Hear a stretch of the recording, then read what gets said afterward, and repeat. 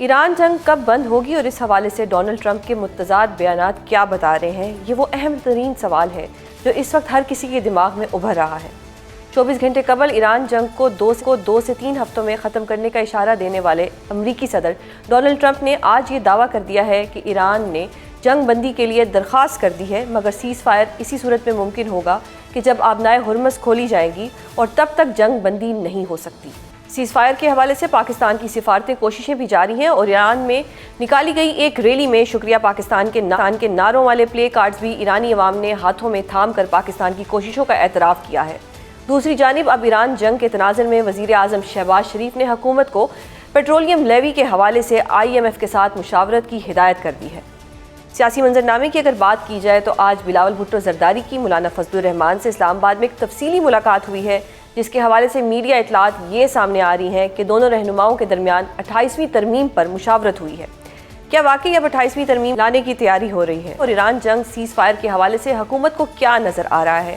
اس حوالے سے گفتگو کرنے کے لیے ہمارے ساتھ موجود ہیں نون لیگ رہنما اور وزیر مملکت برائے قانون و انصاف بیرسٹر عقیل ملک۔ بہت شکریہ پروگرام میں اپنا قیمتی وقت دینے کے لیے۔ اب بیرسٹر صاحب بتائیے گا کہ ٹرمپ صاحب جو ہے وہ فرما رہے ہیں کہ ایران جو ہے وہ جنگ بندی چاہتا ہے، لیکن جنگ بندی اس وقت تک نہیں ہوگی جب تک آبنائے ہرمز نہیں کھول دی جاتی۔ تو کیا اس سلسلے میں پاکستان ایران کو منا سکتا ہے کہ وہ آبنائے ہرمز کھول دیں؟ بسم اللہ الرحمن الرحیم۔ سوزین صاحبہ بہت بہت شکریہ۔ دیکھیں بالکل آج کی جو ڈیولپمنٹ ہے وہ اسی حوالے سے جو بیان امریکہ کے صدر کا سامنے آیا ہے،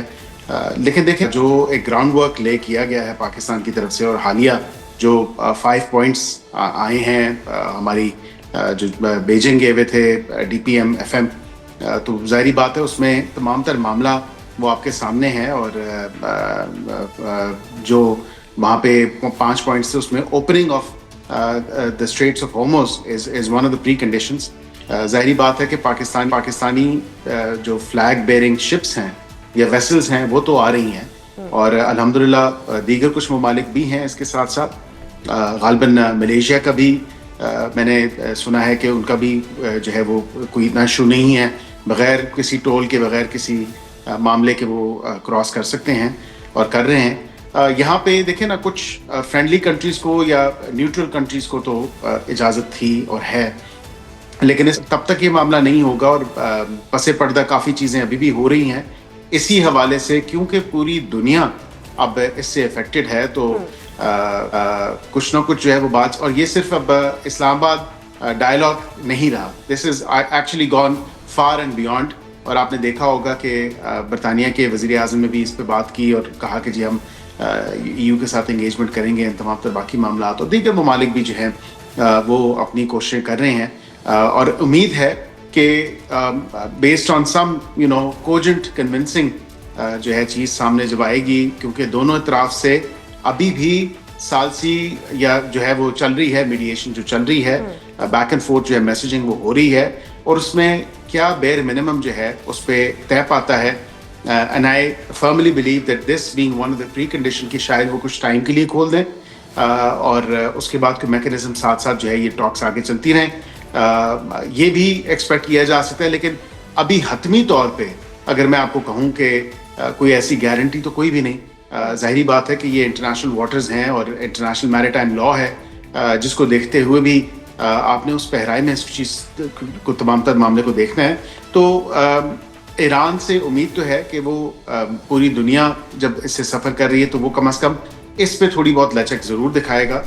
لیکن بیرسٹر صاحب بتائیے گا کہ ایران کو بھی تو گارنٹی چاہیے نا، پہلے بھی مذاکرات کے اندر ان کے اوپر حملہ ہو گیا، اب یہ گارنٹی جو ہے یہ مطلب ایک امپریشن آ رہا ہے کہ انہیں چائنا سے چاہیے، اور ہمارے ڈپٹی وزیر اعظم بھی چائنا گئے ہیں، تو کیا چائنا یہ گارنٹی دے گا؟ دیکھیں گارنٹی تو کوئی بھی ملک نہیں دے سکتا کہ دوسرے ممالک، اب وہ کنونسنگ ہی ہوتی ہے، وہ بالکل ڈپلومیسی ہی ہوتی ہے کہ آپ ان کو بتا دیں۔ جس طرح دیکھیں ہمارا سعودیز کے ساتھ جو ایک اسٹریٹجک ڈیفنس میوچل ایگریمنٹ ہے، اور اس پہ ہم نے جب تمام تر معاملہ ہوا ایران کو باور کروایا، بتایا، پھر انہوں نے معذرت بھی کی تمام معاملے پہ، اور پھر اس کے بعد جو ہے ایسی کوئی بات نہیں ہوئی۔ لیکن گارنٹیز کی جہاں تک آپ بات کریں تو کوئی ایک جو ہے ایک ملک جو ہے وہ گارنٹی کسی چیز کی نہیں دے سکتا، کلیکٹیولی ہی تمام تر معاملہ ہونا ہے۔ میں آپ کو یہ ضرور بتا سکتا ہوں کہ چائنا اور پاکستان جو بیجنگ میں بھی اسحاق ڈار صاحب گئے تھے, تو اس میں سے 5 پوائنٹس وہ آپ کے سامنے ہیں, آپ نے دیکھا ان 5 پوائنٹس میں ہی واضح طور پہ سیز فائر کی بھی بات کی گئی ہے, اسی طرح اس میں بات کی گئی ہے اسٹریٹس آف ہارموز کو کھولنے کی, یو این کو زیادہ ایکٹیو کرنے کی بات کی گئی ہے کہ جو رول بیسڈ آرڈر ہے وہ امپلیمنٹ ہو, نان ملٹری اور جو سویلینز ہیں ان کو ٹارگٹ کرنے سے اجتناب کا کہا گیا ہے. تو یہ کم از کم اس طرح کی چیزیں ہیں. اور ثالثی کے لیے بھی انہوں نے 5واں جو پوائنٹ تھا, انہوں نے کہا کہ ثالثی جو کردار ادا کر رہے ہیں وہ بھی آپس میں جلد سے جلد اس میں بھی تیزی آنی چاہیے, اور امید ہے کہ اس میں تیزی جو ہے پس پردہ, کیونکہ کافی چیزیں ہو رہی ہیں, کئی چیزیں جو ہے وہ ہم ٹی وی پہ آ کے نہیں بتا سکتے کیونکہ اتنی سینسٹیوٹی ہے تمام تر اس ایشو کے ساتھ. تو امید تو اچھے کی ہے, اور یعنی کہ پاکستان نے ایک پازیٹیو کردار جو ہے ادا کیا ہے جس کو دنیا نے بھی مانا ہے. اب میں جاننا چاہوں گی کہ اس جنگ کی وجہ سے پیٹرول کا بڑا ایشو بنا, پیٹرولیم لیوی کی بات ہو رہی ہے, یہ بھی کہا جا رہا ہے کہ پرائم منسٹر صاحب نے کہا ہے کہ یہ جو لیوی کا معاملہ ہے یہ آئی ایم ایف کے ساتھ ڈسکس کیا جائے. دیٹ مینس کہ لیوی بڑھ سکتی ہے اور اس کا مطلب یہ ہے کہ پیٹرول مزید مہنگا ہو سکتا ہے. دیکھیں اب 100 روپیہ اور غالباً if I'm not wrong میں دیکھ رہا تھا کہ اس پہ ڈیزل کے اوپر جو ہے وہ 55 روپے ہے اور پیٹرول کے اوپر جو ہے وہ 100 روپے ہے. وہ لیوی آئی ایم ایف کی کنڈیشنز ہیں. وی obviously cannot violate these terms. However یہی معاملہ جو ہے اس صورتحال میں, اس خطے کی جو سچویشن ہے, اس میں بالکل وزیر اعظم صاحب نے ڈائریکٹ کیا ہے فائنانس منسٹری کو کہ وہ آئی ایم ایف کے ساتھ ٹیک اپ کرے یہ تمام تر لیوی کا معاملہ. اور کیونککہ ہم عوام پہ بوجھ نہیں ڈالنا چاہتے اور نہ ڈال رہے ہیں, آپ نے دیکھا کہ 2 ایسے شاکس تھے جو کہ خود حکومت نے ابزارب کیے, اور 129 ارب روپے کا جو پی ایس جی پی سے جو کٹ تھا وہ لگا کے اور عوام کو ہم نے سبسڈی دی اور سبسڈائز کیا. اب اور تو کتنا کر سکتے ہیں کیونکہ دن بدن تیل کی قیمتیں بڑھ رہی ہیں, دن بدن جو ہے حالات کا کوئی واضح طور پہ نظر نہیں آ رہا کہ کس سمت جائیں گے, کیا معاملہ ہوگا. ہوپفل تو ساری دنیا ہے اور ہم بھی ہیں اور ہم اپنی کوششیں بھی جاری کیے ہوئے ہیں, لیکن جو آئی ایم ایف کے ساتھ جو لیوی ہماری ایک جو کنڈیشن انہوں نے رکھی تھی ہمارے ایگریمنٹ کے ساتھ, وہ دوبارہ ڈسکس ہونے کی ضرورت ہے. بیکاز مطلب اس کا اگر میں مطلب اس کا یہ نکالوں کہ مطلب حکومت کی بھی ایک پوائنٹ تھا, ان کی بھی بس ہو گئی ہے, تو اب لگتا ہے کہ جی کیونکہ تھوڑا سا عوام پہ بھی بوجھ ڈالنا ہے, تو جس کا مطلب ہے کہ مہنگا ہو سکتا ہے. There is a possibility. جی absolutely the possibility exists because یہ تو unforeseen circumstances ہیں. تو اسی لیے ہم آئی ایم ایف کے ساتھ انگیج کر رہے ہیں, ان کو بتا رہے ہیں کہ یہ جنگ تو جو ہے جب ہمارا معاہدہ ہوا یہ